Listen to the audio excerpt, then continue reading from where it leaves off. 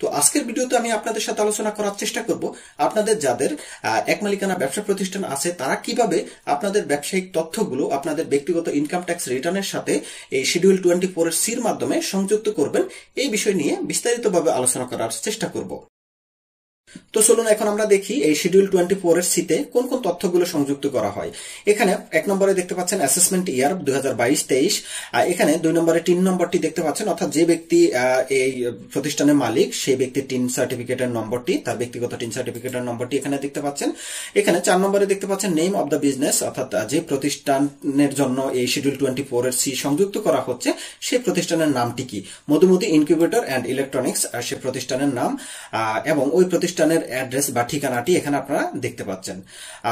তারপরে এখানে আপনারা দেখতে পাচ্ছেন যে সামারি অফ ইনকাম, অর্থাৎ এই যে আমাদের মধুমতি ইনকিউবেটর এন্ড ইলেকট্রনিক্স এর কত টাকা ইনকাম হয়েছে, 0 টাকা সামারি। সুতরাং আমাদের টোটাল এই বছর শেষে আমাদের এখন বর্তমানে ক্লোজিং ক্যাপিটাল হিসাবে অ্যাসেট আছে 51 লক্ষ টাকার।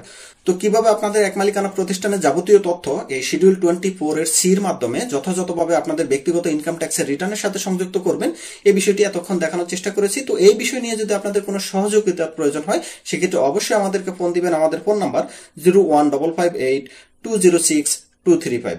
সবাই ভালো থাকবেন, সুস্থ থাকবেন, সবাইকে ধন্যবাদ। আল্লাহ হাফেজ।